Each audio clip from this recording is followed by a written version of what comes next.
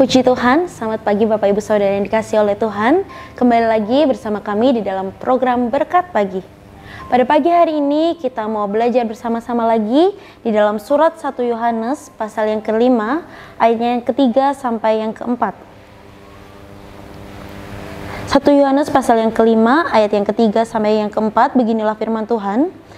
Sebab inilah kasih kepada Allah, yaitu bahwa kita menuruti perintah-perintahnya. Perintah-perintahnya itu tidak berat, sebab semua yang lahir dari Allah mengalahkan dunia, dan inilah kemenangan yang mengalahkan dunia, iman kita. Kalau kita baca di sini dikatakan, apabila kita mengasihi Tuhan, kita harus menuruti apa yang menjadi kemauannya Tuhan, apa yang menjadi perintahnya Tuhan. Seringkali kita sebagai manusia sering menganggap bahwa perintah-perintah Tuhan adalah hal yang sangat sulit untuk dikerjakan. Bahkan ada yang menganggapnya sebagai beban di dalam kehidupan mereka. Hal ini terjadi karena mereka melakukan firman Tuhan hanya karena terpaksa, tidak ingin dihukum, sehingga mereka, oh ya udah aku ikutin firman Tuhan, tapi agar tidak dihukum, bukan karena mereka mengasihi Allah. Nah, Bapak Ibu Saudara yang dikasihi oleh Tuhan, Tuhan mau kita mengasihi Dia. Saat kita berkata kita mengasihi Dia, maka seharusnya apa yang menjadi kebenaran firman Tuhan, apa yang menjadi perintah Tuhan, bukanlah hal yang berat. Seperti yang dikatakan di ayat yang telah kita baca, perintah-perintahnya tidak berat. Sebab semua yang lahir dari Allah dapat mengalahkan dunia. Dan inilah kemenangan yang mengalahkan dunia, ialah iman kita. Kita seringkali berdalih sebagai manusia, bahkan sebagai orang-orang percaya, juga sering berkata seperti ini, oh aku melakukan dosa karena aku masih manusia, wajar dong aku berdosa karena aku masih hidup di dalam dunia. Seringkali kata-kata ini kita jadikan sebagai pedoman di dalam hidup kita. Oh gak apa-apa kok berdosa, masih wajar kok. Padahal Tuhan mau kita tidak mewajarkan hal seperti ini Bapak Ibu Saudara. Kalau kita baca di Matius pasal yang kelima, ayat yang ke-48, beginilah firman Tuhan. Karena itu haruslah kamu sempurna, sama seperti Bapamu yang di surga adalah sempurna. Tuhan mau kita, orang-orang yang percaya, orang-orang yang sudah mengalami kelahiran baru, yang awalnya kita diciptakan serupa dan segambar dengan Allah. Dosa kita membuat citra itu menghilang dari kehidupan kita. Tetapi saat kita sudah lahir baru di dalam Tuhan, seharusnya kita pun berubah, semakin hari semakin bertumbuh menjadi kembali serupa dan segambar dengan Allah, yaitu menuju ke kesempurnaan. Sehingga seharusnya Bapak Ibu Saudara, kita tidak lagi mewajarkan hal-hal seperti oh gak apa-apa aku berbuat dosa karena aku masih manusia. Hal itu tidak boleh Bapak Ibu Saudara. Memang daging kita ini lemah, tetapi justru karena daging kita lemah, ada hal-hal yang harus kita lakukan.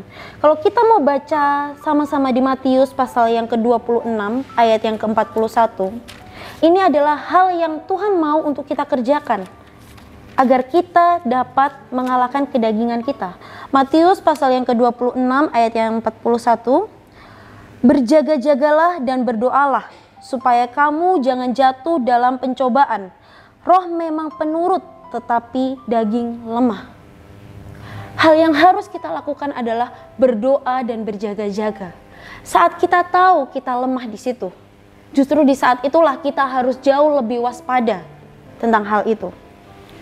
Saat kita tahu kondisi di sekitar kita membuat kita cenderung melakukan dosa-dosa yang kita perbuat, semisal kita berencana, oh aku gak mau gosip lagi mulai sekarang, tapi kita kumpul sama ibu-ibu yang suka gosip, kemungkinan yang akan terjadi apa?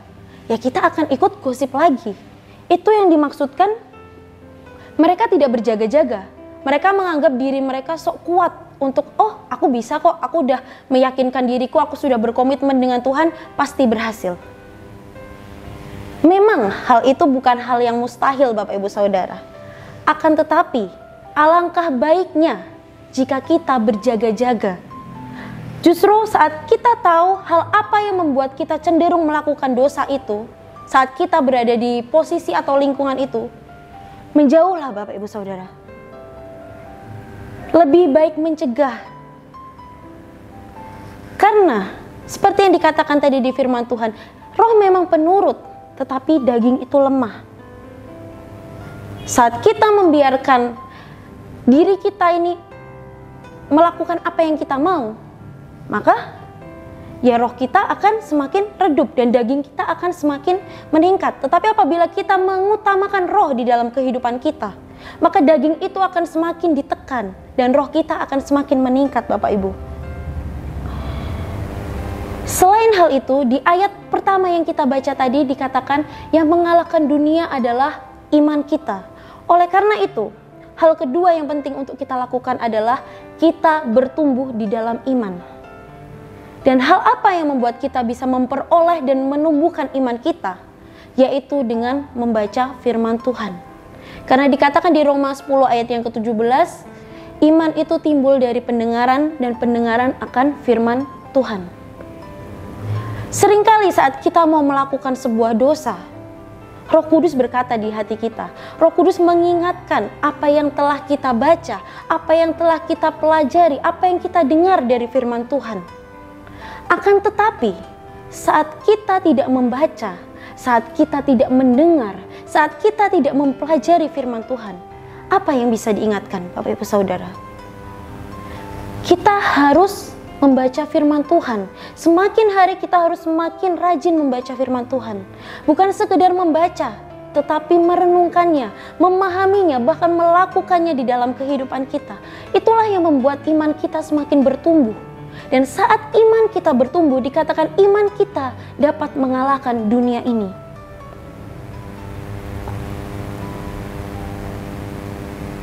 Saat kita terus-menerus mengabaikan Roh Kudus yang berkata di dalam hati kita, maka kepekaan kita akan berkurang. Saat kepekaan kita berkurang, semakin hari kita akan semakin mewajarkan yang namanya dosa. Hal inilah yang Tuhan tidak mau di dalam kehidupan kita. Jangan sampai kita mewajarkan dosa hanya dengan alasan kedagingan kita. Kita sebagai orang yang percaya, kita tahu siapa Tuhan kita. Kita bilang kita mengasihi Tuhan. Oleh karena itu kita harus berhenti menyakiti hati Tuhan. Saat kita tidak mengikuti apa yang menjadi kebenaran firman Tuhan, hati Tuhan disakiti. Tuhan merasa sedih melihat kita. Bukti kalau kita mengasihi seseorang, kita tidak akan ingin melihat orang tersebut sedih, bukan? Saat kita mengaku kita mengasihi Tuhan, itulah yang harus kita perbuat juga Bapak Ibu Saudara. Untuk melawan kedagingan kita, untuk melawan dosa kita, masalah kita yang ada di dunia, kita harus terus-menerus menggunakan iman kita. Yang dimaksud iman adalah percaya tanpa melihat sekalipun. Kalau Bapak Ibu percaya karena ada secercah harapan, itu bukan iman. Iman itu di saat Bapak Ibu Saudara bisa percaya, meskipun seharusnya tidak ada alasan lagi untuk berharap. Tapi kita tahu siapa Tuhan kita. Itulah iman Bapak Ibu Saudara. Sama seperti Daniel yang tetap bisa berdoa meskipun dalam kondisi nyawanya yang terancam. Karena apa? Bukan karena kondisi sekitar mereka, bukan karena kondisi di sekitar Daniel, tetapi karena dia tahu kepada siapa dia beriman. Maka dari itu dia bisa tidak tergoncangkan sedikit pun di dalam kehidupannya. Itulah yang Tuhan juga mau kerjakan di dalam kehidupan kita. Biarlah iman kita dapat mengalahkan dunia ini. Kemenangan oleh karena iman. Yesus sudah mengalahkan dunia terlebih dahulu dengan mati di kayu salib lalu bangkit dan menyelamatkan kita sebagai jaminan hidup kita. Lalu apa yang bisa dilakukan dunia kepada kita yang memiliki jaminan, penjamin, yaitu Tuhan Yesus sendiri? Tidak ada Bapak Ibu Saudara. Masalah ekonomi, Tuhan kita jauh lebih kaya dibandingkan apapun. Sakit, Tuhan adalah tabib yang ajaib, melebihi segala dokter yang ada. Dosa-dosa kita, Tuhan Yesus mampu mengubahkan hati kita. Tuhan Yesus mampu melepaskan kita dari perhambaan dosa. Yang diperlukan adalah kita mau percaya, kita mau beriman kepada Tuhan Yesus. Di Alkitab pun dikatakan kita lebih dari pemenang. Bukan sekedar pemenang Bapak Ibu Saudara, tapi dikatakan lebih dari pemenang. Kenapa dikatakan lebih dari pemenang? Karena sebenarnya kita tidak layak untuk menang. Tetapi Tuhanlah yang melayakkan kita untuk menang. Sehingga kita memperoleh yang namanya kemenangan tersebut. Oleh karena itu Bapak Ibu Saudara, saat ini dalam kondisi apapun yang Bapak Ibu Saudara rasakan, dalam susah, dalam senang, tetaplah miliki iman kepada Tuhan. Tumbuhkan terus iman kita kepada Tuhan. Biarlah iman kita mengalahkan dunia ini. Mengalahkan segala dosa yang membelenggu kita, mengalahkan segala permasalahan di hidup kita. Biarlah Tuhan yang kita utamakan di dalam kehidupan kita Bapak Ibu Saudara. Teruslah berjaga-jaga, teruslah berdoa, teruslah mendengarkan firman Tuhan. Biarlah Tuhan yang terus menyertai kita. Sekian kebenaran firman Tuhan pada pagi hari ini. Immanuel, Allah beserta kita. Kami